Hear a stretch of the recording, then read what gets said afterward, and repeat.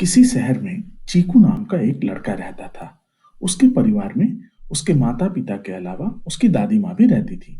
चीकू स्वभाव से बड़ा ही शर्मीला, भोला और शरारती था। चीकू बड़ा ही आराम पसंद और आलसी लड़का था। पढ़ाई करना तो उसे बिल्कुल भी पसंद नहीं था। वह सारा दिन या तो आराम करता, सोता या फिर खेलता। पुस्तकों की तरफ उसे देखने का भी मन नहीं करता था। चीकू को आराम करने और सोने से जो भी समय मिलता था, वह उसे खेल कूद और मस्ती में निकाल देता था। दिन के अधिकतर समय वह खेल के मैदान में अपने दोस्तों के साथ धमा चौकड़ी करते दिख जाता था। बहुत समझाने पर चीकू किताबें लेकर तो बैठता था, लेकिन उस वक्त भी उसके मन में सिर्फ आराम, आलस, जादू, चमत्कार इत्यादि की बातें ही चलते रहती थी। वह अक्सर सोचा करता था, कितना अच्छा होता अगर मैं जादू से सारा काम चुटकियों में कर लेता। फिर तो मैं सारा दिन आराम करता या फिर खेलता। सच में बहुत मजा आता। एक दिन चीकू जब शाम को टहलने निकला था, तो उसकी नजर सड़क के किनारे एक छोटी सी भीड़ पर पड़ी।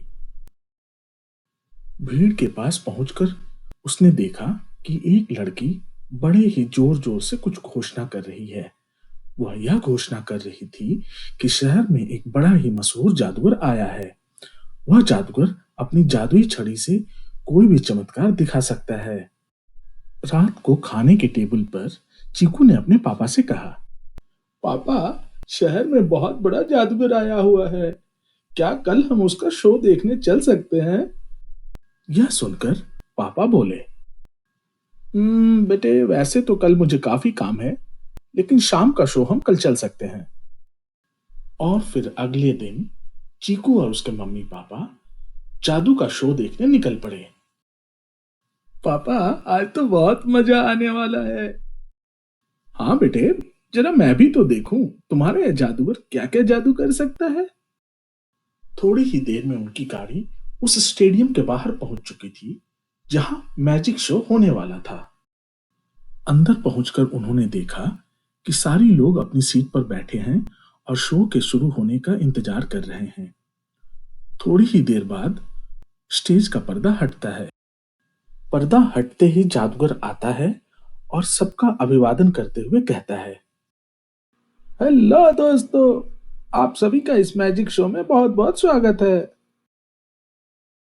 यह कहकर जादूगर ने अपना खेल शुरू कर दिया। आबड़ा का डाबड़ा, खौलते पानी से लड़की निकल जा, गिली गिली छू, कबूतर बाहर निकल तू। और इस तरह जादूगर ने एक एक करके कई चमत्कार दिखाए। कभी खौलते पानी से लड़की बाहर निकली, तो कभी गिफ्ट बॉक्स से कबूतर। यह सब देखकर दर्शक काफी खुश हो रहे थे और जोर जोर से तालियां बजा रहे थे। जादूगर का उत्साह बढ़ाने के लिए वह जोर जोर से चिल्ला भी रहे थे। इतने सारे चमत्कार देखकर चीकू भी काफी खुश हो गया था। वह आश्चर्यचकित होकर सोच रहा था, कितना अच्छा होता अगर यह जादू की छड़ी मुझे मिल जाती। अगर मैं यह सारे चमत्कार सीख लूं, तो मुझे कभी भी काम करने और पढ़ने की जरूरत ही नहीं पड़ेगी। मैं अपने सारे काम जादू से पूरा कर लूंगा। चाहे कुछ भी हो, अब मैं ये सारे जादू सीख कर ही रहूंगा। शो खत्म होने पर चीकू ने अपने पापा से कहा, पापा, मुझे ये सारी जादू सीखनी है। चाहे कुछ भी हो जाए, मैं ये सब सीख कर रहूंगा। पापा मम्मी ने चीकू को समझाने की काफी कोशिश की, लेकिन चीकू अपनी जिद पर अड़ा रहा। अंत में हार कर पापा ने कहा, बेटे, जादू सीखना काफी मुश्किल काम है। इसमें बहुत समय लगता है और यह आसान नहीं होता। फिर भी मैं जादूगर से बात करके देखता हूँ, शायद वह तुम्हें सिखाने को तैयार हो जाए। शो खत्म होने के बाद वो तीनों जादूगर के पास पहुंचते हैं और जादूगर से कहते हैं, आज का शो काफी अच्छा था, आपने तो कमाल कर दिया। यह है मेरा बेटा चीकू, यह आपसे जादू सीखना चाहता है। यह सुनकर जादूगर बोला, शुक्रिया। जादू सीखना बहुत मुश्किल काम है, यह कोई बच्चों का खेल नहीं। खैर, आप मेरे घर क्यों नहीं आते कल? वहीं बैठकर बातें करेंगे। देखता हूं मैं आपके लिए क्या कर पाता हूं। यह कहकर जादूगर उन्हें अपना एड्रेस दे देता है। अंत में सब अपने घर को निकल पड़ते हैं। और फिर अगले दिन चीकू और उसके पापा जादूगर से मिलने निकल पड़ते हैं। जादूगर अपने घर के बाहर उन दोनों का इंतजार कर रहा था। गाड़ी से उतरकर चीकू ने जैसे ही जादूगर को देखा, चौंक गया। उसने सोचा, कहाँ वह सूट और चमकदार कपड़ों वाला जादूगर और कहाँ यह साधारण इंसान। क्या यह वही इंसान है जो कल जादू दिखा रहा था? मुझे तो नहीं लगता। उसे समझ नहीं आ रहा था कि वह क्या करे। चीकू ने जैसे ही जादूगर का कमरा देखा, वह और बुरी तरह चौंक गया। जादूगर के साधारण रहन सहन और अस्त व्यस्त बड़े कमरे ने चीकू का दिल बुरी तरह तोड़ कर रख दिया था। चीकू अब जादू सीखने की बात पूरी तरह भूल चुका था। इससे पहले कि कोई कुछ बोलता, चीकू बोल उठा, अंकल, आप तो जादू जानते हैं। आपके पास तो जादू की छड़ी है। फिर आप जादू की छड़ी से बड़ा घर क्यों नहीं बना लेते? अपने लिए नए फर्नीचर और कपड़े क्यों नहीं मंगा लेते? आपको काम करने की क्या जरूरत? आपका सारा काम यूं ही हो जाएगा। यह सुनकर जादूगर पूरी बात समझ गया और वो हंसने लगा।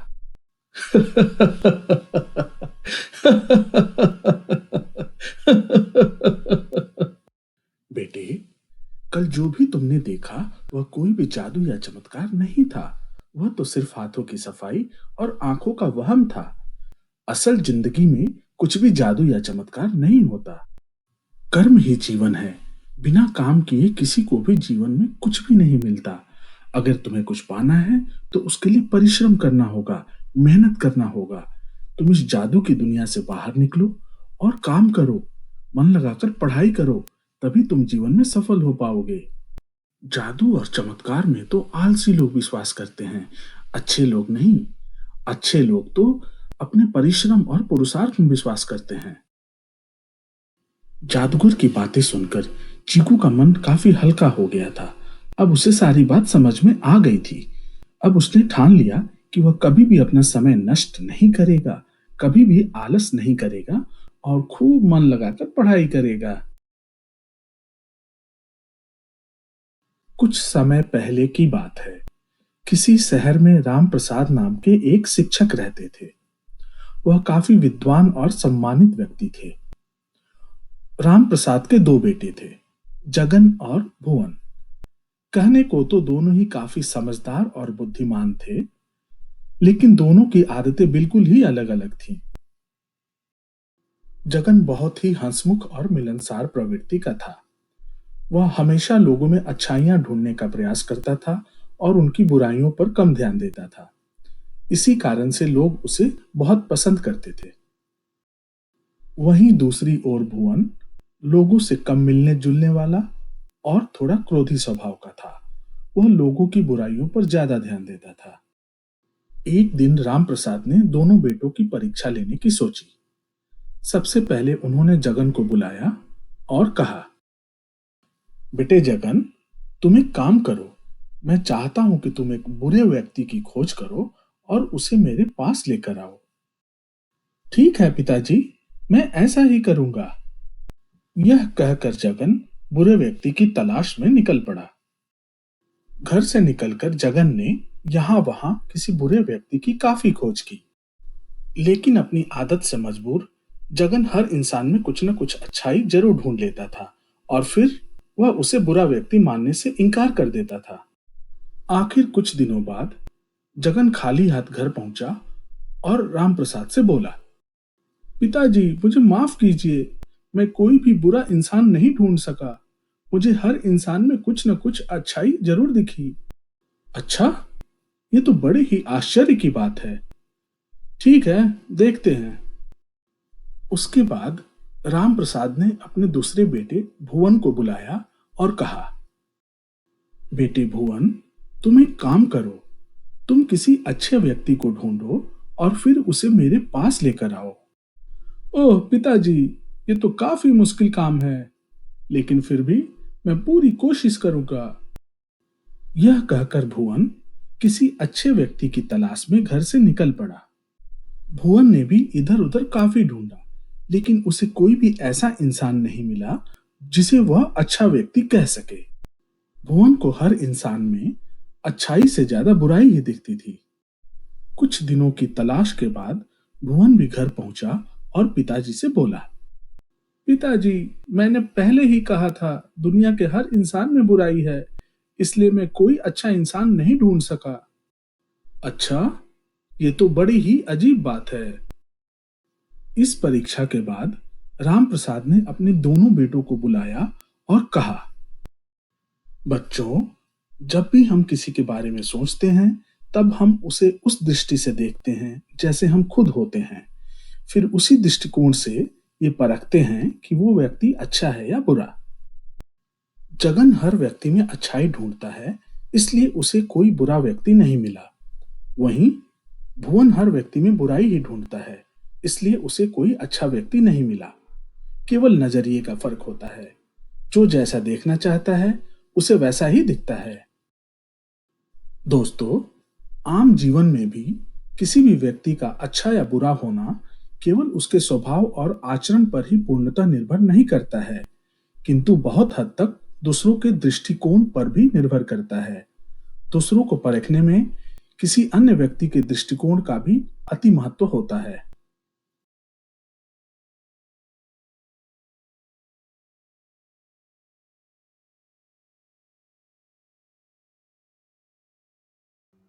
New year gift. पिंकी एक बहुत ही प्यारी बच्ची थी। वह अपने माँ बाप की इकलौती संतान थी। सभी उसे बहुत प्यार करते थे और उसकी सारी इच्छाएं पूरी करते थे। पिंकी भी बहुत समझदार थी। वह माँ बाप की बहुत इज्जत करती थी और उनकी सारी बातें मानती थी। पिंकी आज बहुत खुश थी, क्योंकि वो आज अपने पापा के साथ बाजार जा रही थी, ताकि वह नए साल के पार्टी के लिए अपनी पसंद के गिफ्ट और अन्य सामान खरीद सके। पिंकी बेटे, जल्दी तैयार हो जाओ, पापा तुम्हारा इंतजार कर रहे हैं। बस 2 मिनट मम्मी, मैं अभी तैयार हो जाती हूँ। तैयार होकर पिंकी अपने पापा के पास पहुंची और बोली, पापा, मैं तैयार हूँ। क्या हम बाजार चले? आज मुझे ढेर सारी शॉपिंग करनी है। हाँ बेटे, चिंता न करो, आज हम सारी शॉपिंग कर लेंगे। अब और देर नहीं करते हैं और चलते हैं। ऐसा कहकर वे दोनों बाजार की तरफ निकल पड़े। ए पॉपकॉर्न, ताजे पॉपकॉर्न। आज पूरे बाजार में बहुत ही चहल पहल थी। नए साल की तैयारी में सारी दुकानें खूब सजी हुई थी। तभी बाजार में घूमते हुए पिंकी की नजर एक बूढ़ी औरत पर पड़ी, जो कि एक दुकान के सामने जमीन पर बैठी हुई थी। उसे देखकर ऐसा लग रहा था कि वो भूखी और अकेली है। वह काफी परेशान दिख रही थी। पिंकी को उस औरत पर बहुत दया आई। वह अपने आप को काबू में नहीं रख सकी और फिर उसके पास जाकर पूछा, बूढ़ी दादी, आप इतनी परेशान क्यों हैं? आपका घर कहाँ है? आपका परिवार कहाँ है? पिंकी के सवालों को सुनकर बूढ़ी औरत बोली, हाँ बेटे, मैं बहुत परेशान हूँ। मेरा घर पास में ही है। मेरे परिवार में मेरे बेटे के अलावा कोई नहीं है। मेरा बेटा बहुत बीमार है और मेरे पास पैसे बिल्कुल भी नहीं हैं। हमने आज भोजन भी नहीं किया है। भगवान के लिए मेरी मदद कर दो, मुझे कुछ पैसे दे दो। पिंकी ने यह सुनकर उदास नजरों से अपने पापा की तरफ देखा। पिंकी के पापा उसके मन की बात समझ चुके थे।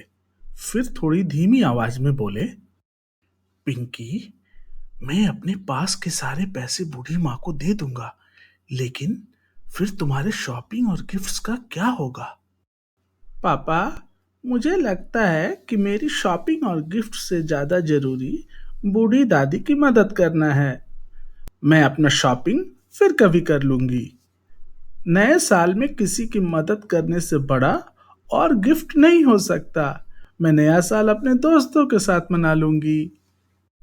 यह सुनकर पिंकी के पापा बहुत खुश हुए। उसके बाद उन्होंने सारे पैसे बूढ़ी औरत को दे दिया।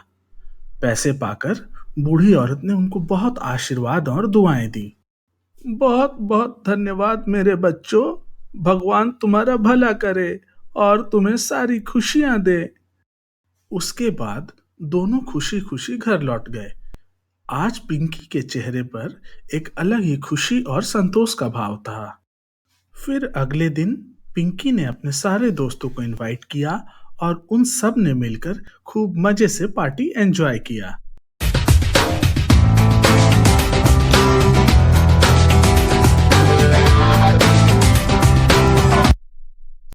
हीरे की परख। बंसीलाल नाम का एक व्यापारी अपने परिवार के साथ रहता था। बंसीलाल की शहर में एक किराने की दुकान थी। वह अपनी दुकान की कमाई से अपने घर का खर्च चलाता था। उसके परिवार में उसकी पत्नी और बेटा था। बेटे का नाम दीपक और पत्नी का नाम कमला था। कमला घर का कामकाज देखती थी और दीपक अभी कॉलेज की पढ़ाई कर रहा था। उनका जीवन आराम से चल रहा था। एक दिन बंसीलाल की तबीयत अचानक बिगड़ने लगी। उन्हें बहुत तेज खांसी आई और उसके बाद वे चकरा कर गिर पड़े। उनकी तबीयत इतनी बिगड़ गई कि उन्हें अस्पताल में भर्ती करना पड़ा। कई दिन बीतने के बाद भी बंसीलाल के स्वास्थ्य में कोई सुधार नहीं हुआ और उनकी हालत धीरे धीरे बिगड़ती गई और अंत में बीमारी से एक दिन उनका निधन हो गया। पिता की मृत्यु के बाद दीपक ने व्यापार संभालने की बहुत कोशिश की। अनुभव की कमी से उन्हें बहुत घाटा हुआ और कर्ज चुकाने के लिए उन्हें अपनी दुकान बेचनी पड़ी। दुकान बिकने के बाद परिवार पर आर्थिक संकट आ गया और जीवन चलना बहुत मुश्किल हो गया। ऐसे में एक दिन कमला ने दीपक को बुलाया और कहा, बेटे, पैसे की कमी से अब घर का खर्च चलना बहुत मुश्किल हो गया है। ये लो मेरी हीरे की अंगूठी। तुम्हारे पिताजी के मित्र एक जौहरी हैं। इसे उन्हें दिखा देना और इसे बेचकर जो पैसे मिलेंगे वह ले आना। यह सुनकर दीपक पिता के मित्र से मिलने के लिए निकल गया। जौहरी चाचा के दुकान पर पहुंचकर दीपक ने अपना परिचय दिया और सारी बात बताते हुए बोला, चाचा जी, ये रही मेरी मम्मी की हीरे की अंगूठी। कृपया इसे देखकर इसका सही मूल्य दे दीजिए। उन पैसों से हमारी कुछ सहायता हो जाएगी।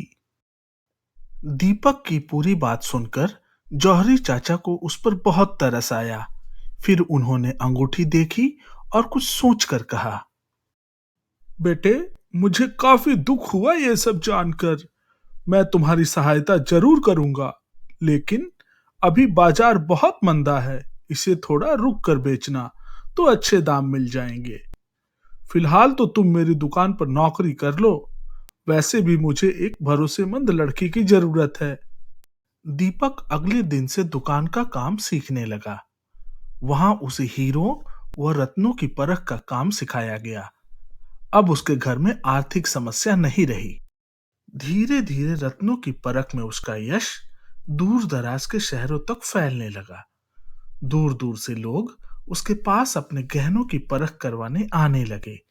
अब उसके घर में आर्थिक समस्या भी नहीं रही। एक दिन जौहरी चाचा ने उसे बुलाया और कहा, दीपक, जो हीरे की अंगूठी तुम बेचना चाहते थे उसे अब ले आओ। यह सुनकर दीपक अंगूठी लाने घर की ओर चल पड़ा। दीपक ने घर जाकर मां की हीरे की अंगूठी जैसे ही हाथ में लेकर गौर से देखा तो पाया कि वह हीरा तो नकली है। यह जानकर वह तुरंत दौड़कर चाचा के पास पहुंचा और उनसे पूछा, चाचा जी, आपने मुझे तभी सच क्यों नहीं बताया जब मैं इस अंगूठी को बेचने आया था? इस पर चाचा ने कहा, बेटे, अगर मैं तुम्हें उस समय सच बताता तो तुम्हें लगता कि संकट की घड़ी में चाचा भी तुम्हारे कीमती हीरे को नकली बता रहे हैं और तुम्हें मुझ पर यकीन नहीं होता। लेकिन आज जब तुम्हें खुद ही गहनों को परखने का ज्ञान हो गया है, तो अब तुम खुद असली नकली की पहचान कर सकते हो। बच्चों, आपने कभी सोचा है कि कई बार हमारी जिंदगी में भी ऐसा ही होता है। जब हम कम ज्ञान और गलत धारणाओं के कारण हम सही चीज को भी गलत मान लेते हैं। कई बातों पर भरोसा ही नहीं कर पाते कि वे सही भी हो सकती हैं। उम्र और समय के साथ जब हमें ज्ञान हो जाता है, तब हमें एहसास होता है कि हम उस वक्त कितना गलत थे। बहुत पुरानी बात है। एक गांव में किशन नाम का एक धोबी रहता था। वह बहुत ही भोला और मंदबुद्धि था। किशन के अलावा उसके परिवार में उसकी पत्नी और एक खच्चर था। उनको कोई संतान न थी। धोबी की पत्नी उसके काम में हाथ बटाती थी। उसकी पत्नी हमेशा सोचती रहती थी कि काश उनको भी कोई बच्चा होता। किशन हर दिन सुबह सुबह घर से निकलकर नदी के घाट पर चला जाता था। नदी के घाट पर पहुंचकर वह अपने ग्राहकों के गंदे कपड़े धोता था। एक दिन जब धोबी बाजार से घर आ रहा था, तो उसने एक अध्यापक को एक व्यक्ति से कहते हुए सुना, आप चिंता न कीजिए वर्मा जी, मैंने बड़े बड़े जानवरों को आदमी बनाया है। यह सुनकर धोबी बहुत खुश हुआ। वह दौड़ा दौड़ा अपनी पत्नी के पास गया और बोला, अरे भाग्यवान, कहाँ हो? आज तो ऐसी खबर लाया हूं कि सुनकर खुश हो जाओगी। तुम हमेशा यह सोचकर दुखी रहती थी कि हमारी कोई संतान नहीं है। तो सुनो, मैंने एक आदमी को यह कहते हुए सुना है कि उसने बड़े बड़े जानवरों को आदमी बनाया है। अगर उससे कहकर हम अपने खच्चर को आदमी बनवा दें तो कितना अच्छा होगा। फिर हमें भी संतान मिल जाएगी और हमें कोई चिंता भी नहीं रहेगी। पत्नी को यह बात बहुत पसंद आई और उसने कहा, हाँ, यह तो सच में बहुत ही अच्छी बात है।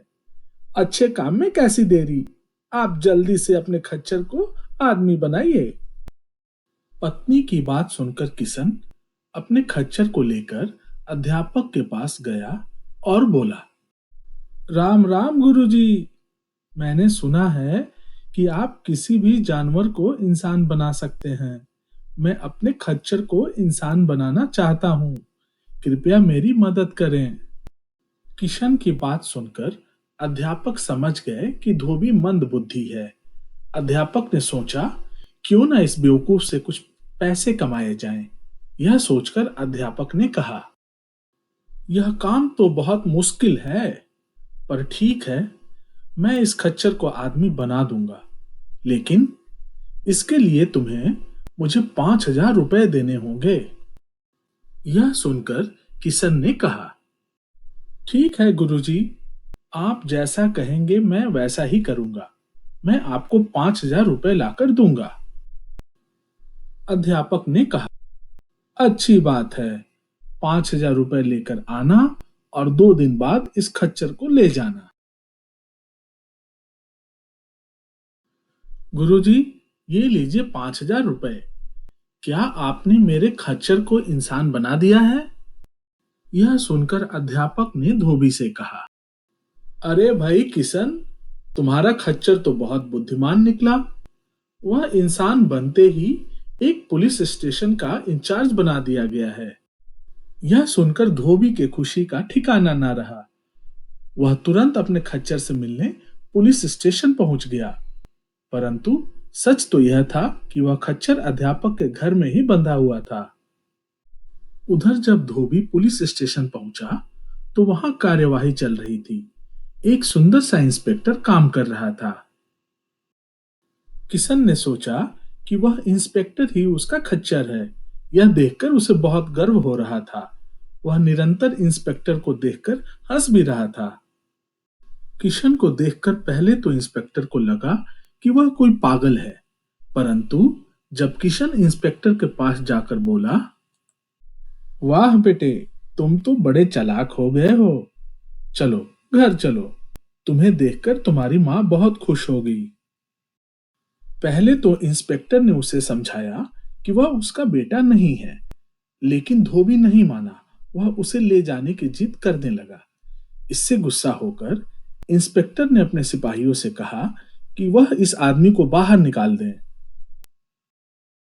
अरे पागल इंसान, भाग जा यहां से, नहीं तो तुम्हारी टांगे तोड़ देंगे। इस अपमान के बाद धोबी तमतमाया हुआ अध्यापक के पास गया और जाकर बोला, गुरुजी, मेरा खच्चर तो बड़ा घमंडी हो गया है, उसे फिर से खच्चर बना दीजिए। इस पर अध्यापक ने कहा,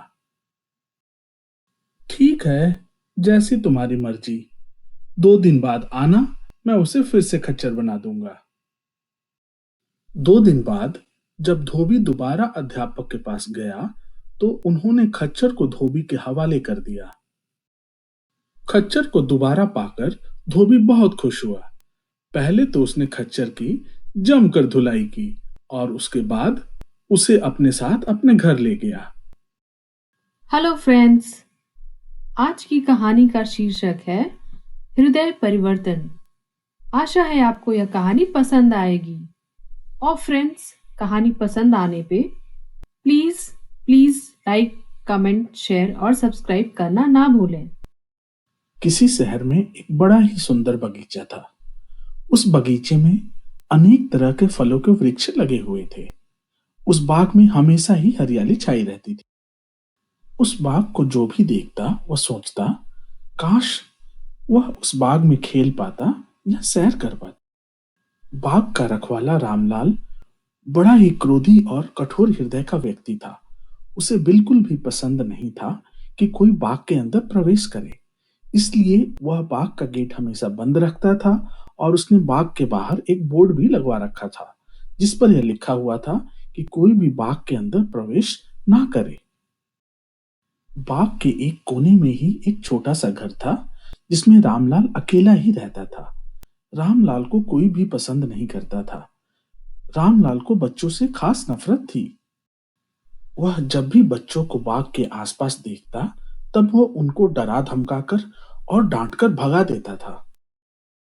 भाग जाओ यहां से, वरना तुम्हारी टांगे तोड़ दूंगा। दोबारा कभी दिखाई मत देना। यह सुनकर बच्चे वहां से डरकर भाग जाते थे। बच्चे हमेशा इसी ताक में रहते थे कि कब वह बाग के अंदर जाएं और वहां जाकर खूब खेल कूद करें। और एक दिन उन्होंने देखा कि बाग का दरवाजा खुला है और आसपास रामलाल भी नहीं है। यह देखकर वो खुशी से झूम उठे। अरे, आज तो मजा आ गया। चल बाग के अंदर चलकर जी भर कर खेलते हैं। आज तो आसपास रामलाल भी नहीं है। हाँ हाँ, जल्दी चलो दोस्तों। और इस तरह उस दिन बच्चों ने बाग के अंदर जी भरकर खेलकूद किया। दूसरे दिन भी बच्चों ने खूब धमा चौकड़ी मचाई, क्योंकि आज भी उन्हें रोकने के लिए रामलाल नहीं था। तीसरे दिन भी बच्चों ने खूब मस्ती और सैर सपाटा किया, लेकिन अंत में उन्होंने सोचा, आखिर रामलाल गया कहाँ? उसे क्या हुआ? यार, पता नहीं रामू चाचा को क्या हो गया। वो कहाँ चले गए? हाँ, मुझे भी कुछ अच्छा नहीं लग रहा। चलो हम उनके घर चल के देखते हैं। हाँ, ये ठीक रहेगा। चलो चलते हैं। यह कहकर तीनों बच्चे रामलाल के घर की तरफ निकल पड़े। घर के पास पहुंचकर भी बच्चों को रामलाल दिखाई नहीं पड़ा। अभी वह कुछ सोच ही रहे थे, तभी घर के अंदर से कराहने की आवाजें आने लगी। यह सुनकर बच्चों को थोड़ा डर भी लग रहा था, लेकिन अंत में उन्होंने निश्चय किया कि वह घर के अंदर जाकर देखेंगे कि आखिर रामलाल को हुआ क्या है।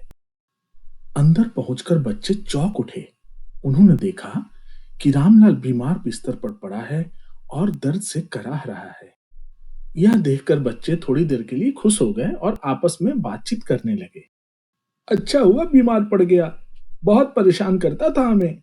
अब हम रोज आराम से बाग में खेलेंगे। हाँ, तुम ठीक कहते हो। ऐसे कठोर इंसान के साथ यही होना चाहिए। हाँ, इसको यहीं पड़े रहने दो। चलो हम अपने घर चलते हैं। लेकिन थोड़ी देर बाद ही उन्हें यह महसूस हुआ कि वह बहुत गलत कर रहे हैं। उन्होंने सोचा, भले ही रामलाल कितना भी बुरा और कठोर व्यक्ति क्यों ना हो, उन्हें उसकी मदद करनी चाहिए। यह सोचकर कि वह रामलाल की मदद करेंगे और वह उसे अकेला नहीं छोड़ेंगे, बच्चे घर की तरफ चल पड़े।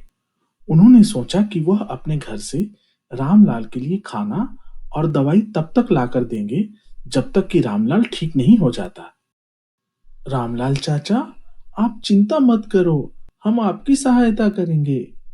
मेरी मम्मी ने आपके लिए कुछ दवाइयाँ और खाना भेजा है। आप इसे खा लो, आपको अच्छा लगेगा। रामलाल चाचा, आप कैसे हैं?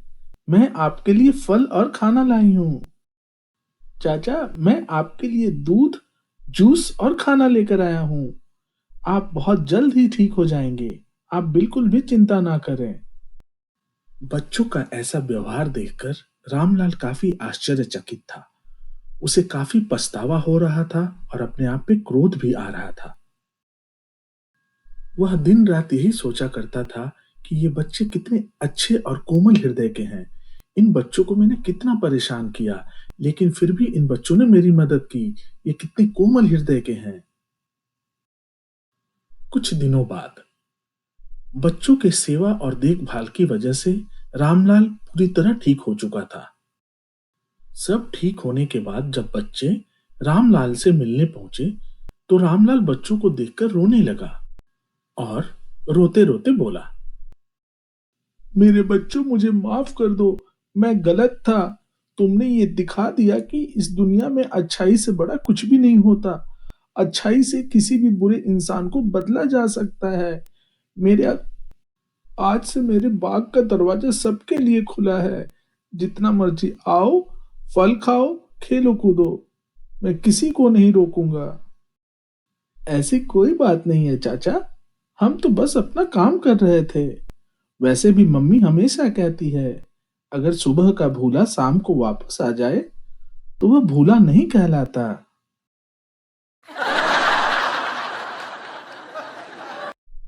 इस घटना के बाद रामलाल पूरी तरह बदल गया। उसने कभी किसी को परेशान नहीं किया और अपने बाग का दरवाजा सबके लिए खोल दिया। इस कहानी से हमें यह शिक्षा मिलती है कि हम किसी भी बुरे इंसान को अपने अच्छे व्यवहार से बदल सकते हैं। हम अपने अच्छे व्यवहार से किसी का भी हृदय परिवर्तन कर सकते हैं। बुराई का जवाब बुराई से नहीं दिया जा सकता। बुराई का जवाब अच्छाई से ही देने पे हम जीत सकते हैं। Thank you for watching this video. Don't forget to like, comment, share and subscribe.